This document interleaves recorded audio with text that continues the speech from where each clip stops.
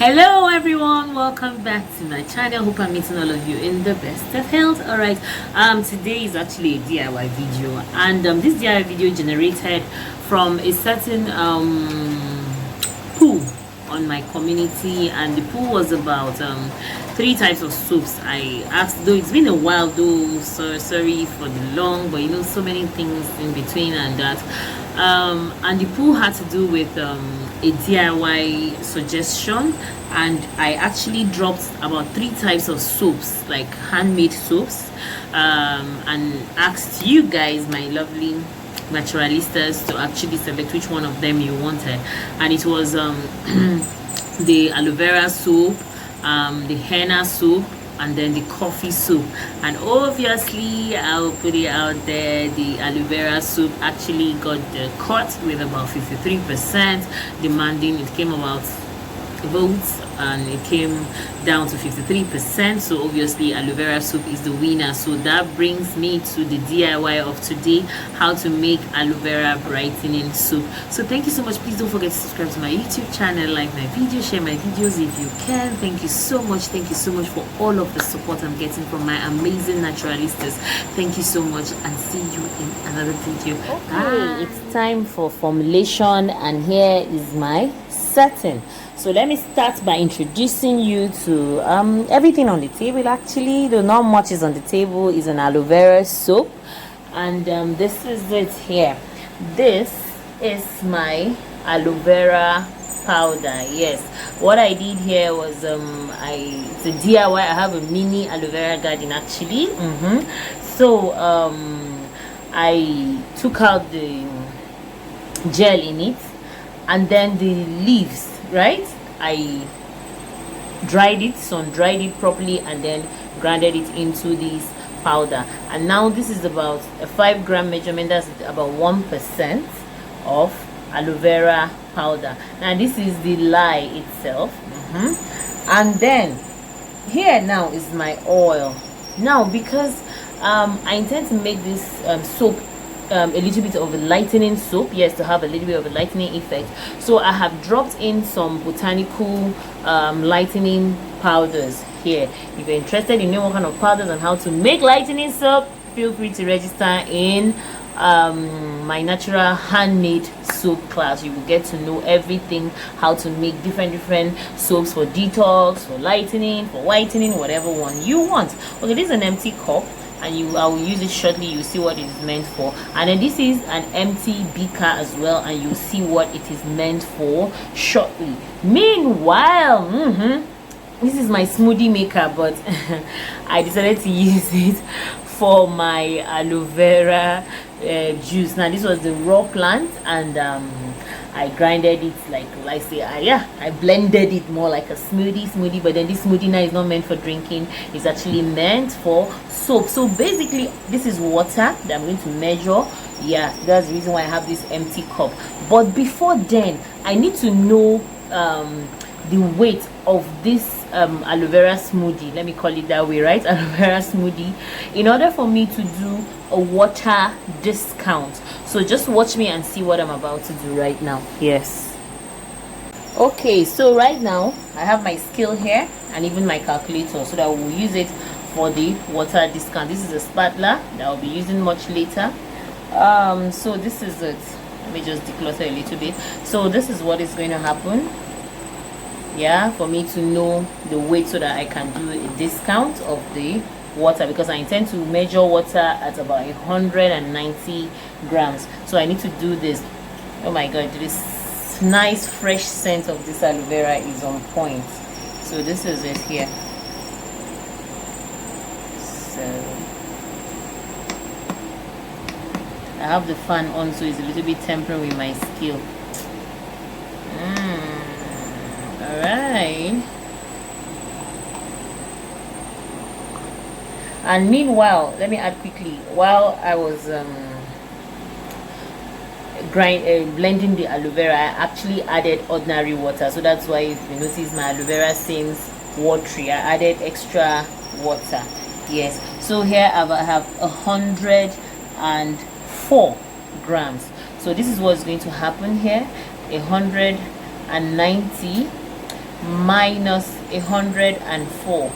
So at last I'm going to measure my water at 86 grams. If you want to understand this, feel free to register for my class. There I'm going to give you all the necessary explanation you need. So now we're going to measure water at 86 grams.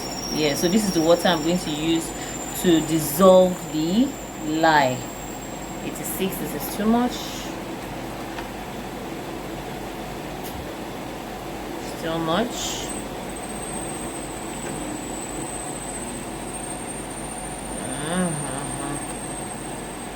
You have to try to get precision. Okay, I have 85, so let me just add a drop. All right, we have 86 right now. So I'm going to use this water now to dissolve the lye. Meanwhile, I'm going to do it outside. Yeah, I like to do it in a well ventilated area, so I'm going out now to dissolve the water and then get back to you. Yeah. Okay, so this is it here. I actually put my lye in lye water solution. Look at it here. I actually put it in the freezer so that it could get cold fast, because I love to make my soap.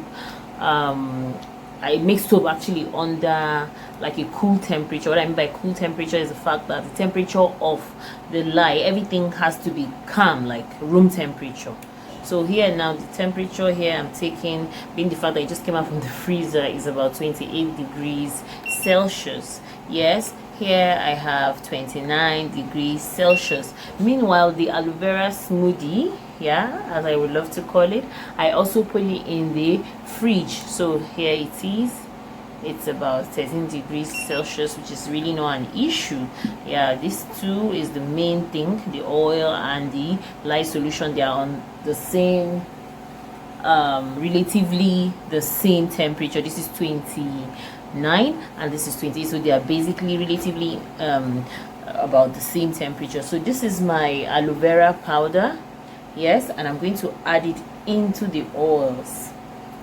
Yes, I'm going to add it into the oils. So that's it here.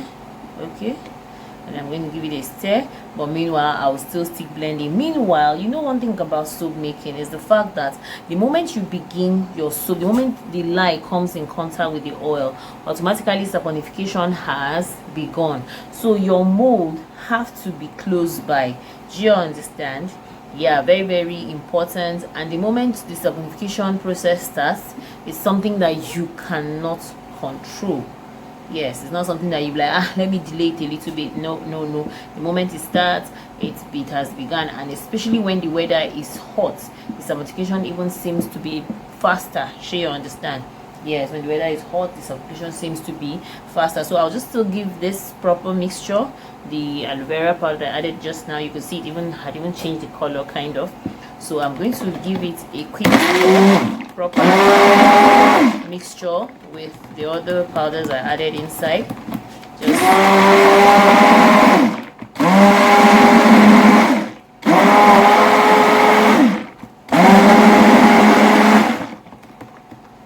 so that's it here. It's properly mixed in, you can see. Yeah. So now I'm going to add the lye water gradually, and trust me, just watch what is going to happen. This is going to take in ASAP, but then I'm going to quickly add the aloe vera juice, yeah, that I have blended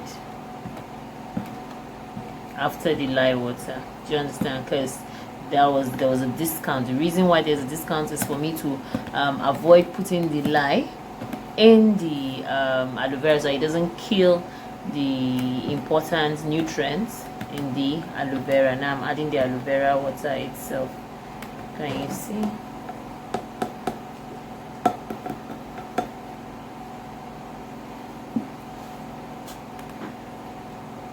So what we have here already.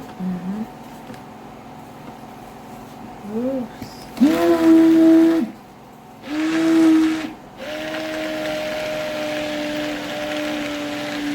Saponification has already begun. As you can see, it's already ticking. Woo. Let me be fast.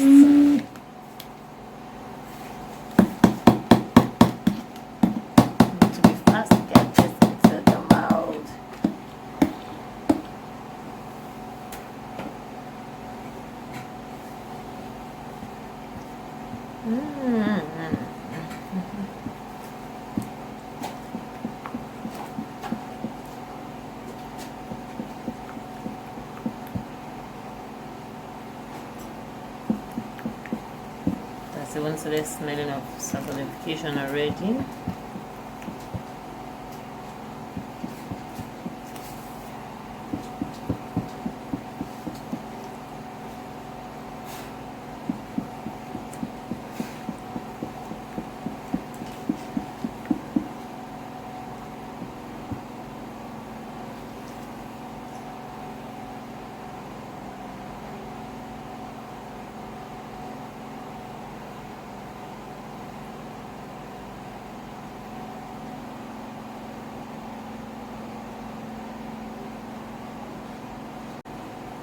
And it's hot. That's the reason why wearing your gloves are very, very necessary.